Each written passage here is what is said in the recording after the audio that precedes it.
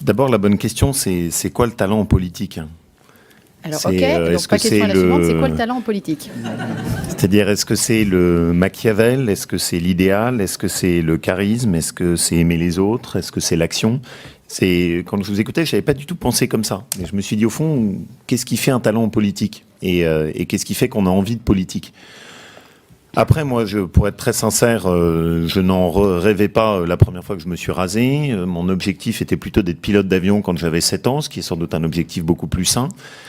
J'ai fait beaucoup d'études. Ma mère était absolument désespérée que je m'engage en politique.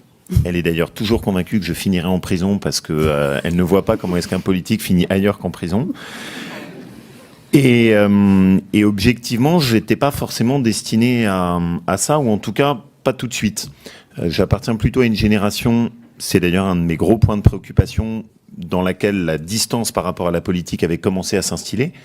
Et dans les amis qui étaient autour de moi, très peu ont choisi l'engagement politique. Donc je suis vraiment cette génération déjà de la déception par rapport à la politique. Il a 38 ans. Et j'ai, en fait, je suis désolé, c'est beaucoup moins chic que vos références, mais moi c'est Interville. Ah oui, là je crois qu'il faut le dire. Et non, mais il faut dire les choses à un moment, Laurent. Et ça a été... Je suis originaire du sud-ouest, du Gers très précisément. J'ai participé à certaines férias et aux bandas, entre autres. Donc non, ça me parle. Et ça a été vraiment pour moi le déclic. Non, mais faut dire alors pourquoi. Je vais essayer de l'expliquer pourquoi. Ah oui, donc je faisais des très bonnes études, je venais de sortir de l'agrégation d'histoire et en même temps je suis de Haute-Loire et j'avais envie de repasser un peu de temps chez moi. Et donc j'avais demandé à pouvoir faire un stage d'été, mais qui était un stage assez utilitariste, qui était dans une de mes collectivités locales à l'office de tourisme. Yssingeaux. À Yssingeaux. Et Jacques Barrault, qui m'avait un peu repéré, s'était dit, tiens, lui, il est major de l'agrégation d'histoire, je vais lui demander de préparer Interville. Oui. Pour ceux qui doutaient, il y avait des questions très pointues à Interville, auxquelles le maire devait répondre notamment à la fin, et sa carrière politique était un peu liée à sa capacité à bien répondre. Et donc, je me suis engagé sur Interville. Et ça a été pour moi un vrai déclic.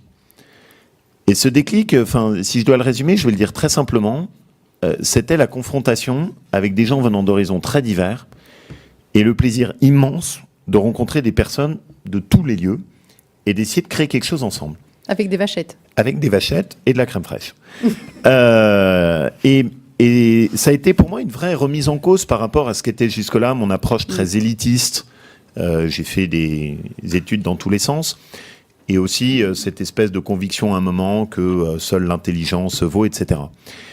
Et je crois que ma principale entrée dans la politique, c'est d'abord ça, c'est ce contact avec les autres et ce plaisir au fond qu'offre la politique. C'est un des rares domaines où elle l'offre d'ailleurs, c'est de rencontrer des gens d'horizons très très très divers.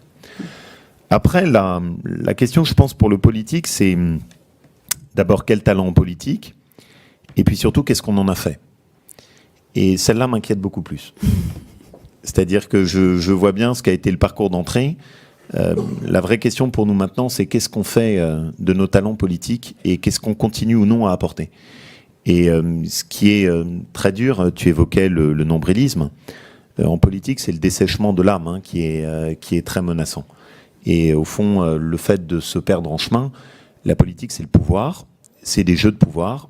Et quelle place est-ce que ça laisse, au fond, à ce qui a été votre chemin de conviction initial ? Moi, mon chemin de conviction initial, au-delà d'Interville, c'était les livres d'histoire, mes grands livres d'histoire chez Fayard avec Bayard et François Ier, et avec la conviction qu'il y a des moments où une société et un pays jouent son avenir. Et si je me suis engagé en politique, au-delà de ce plaisir de l'autre, il y avait aussi cette volonté à un moment de participer à une bascule dans le bon sens de la société. Et objectivement, quand je me regarde, je me dis, est-ce que j'ai perdu ça ? Et est-ce que je me suis abîmé dans les jeux de pouvoir, l'affrontement, le machiavélisme ? Et alors ? Et est-ce que ce talent qui était le mien au début, c'est tout non perdu ? Je pense que la réponse est au bout du chemin. C'est comme dans la pièce de Lorenzaccio, pour finir sur une tonalité un peu plus élevée.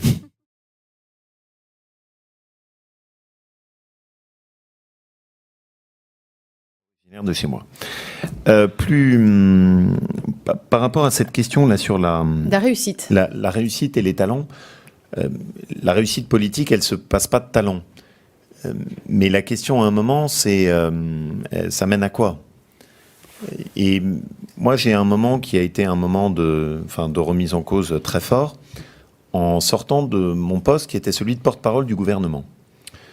Porte-parole du gouvernement, c'est absolument grisant quand on est très jeune.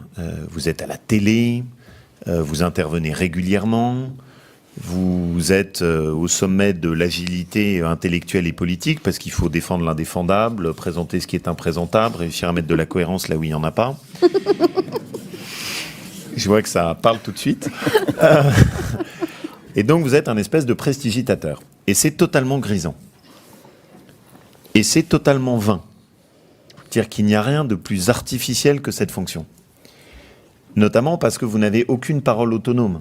C'est-à-dire que vous n'êtes que la transcription de ce qui se fait ailleurs. Et votre prise sur l'actualité et le cours du temps se résume au poids de la parole, ce qui n'est pas tout à fait rien en politique. Et ce qui est quand même pas non plus tout à fait le sens que moi je mets dans mon engagement. Et en sortant de ça, je me suis tout d'un coup auto-regardé. Et je me suis dit qu'en réalité, je n'incarnais rien. C'est-à-dire que, au fond, si on me demandait quelles étaient mes convictions, quelles étaient mes idées, pourquoi j'étais là, à quoi je servais, oui, il y avait une carrière professionnelle. Oui, il y avait sûrement quelques talents qui traînaient par-ci et par-là. Oui, il y avait sûrement une ambition de réussite, mais il n'y avait rien derrière. Et je pense d'ailleurs que c'est une des profondes menaces de la politique française et de ma génération. C'est-à-dire des politiques dont on voit très bien qu'ils ont une carrière, dont ils sont très clairement sur un chemin. Beaucoup de vice-présidents, beaucoup de candidats à la présidentielle, beaucoup de gens qui ont beaucoup d'ambition. Beaucoup peut-être de réussite et de talent, mais rien derrière. C'est-à-dire pas d'idée en face, pas de conviction, pas de vision de société. Et partant de là, j'ai essayé, et je pense que c'est un cheminement, c'est pas un point d'aboutissement, de me dire la réussite c'est très bien, les talents c'est très bien, mais ça sert quoi? Et au fond, je suis là pour porter quelle vision de société? Et d'une certaine façon, ça m'a beaucoup aidé. C'est-à-dire de me dire, oui, on peut réussir, on peut avoir des talents qui vous font réussir, mais le cheminement politique, et si jamais je suis là à ce moment-là, c'est pour servir autre chose.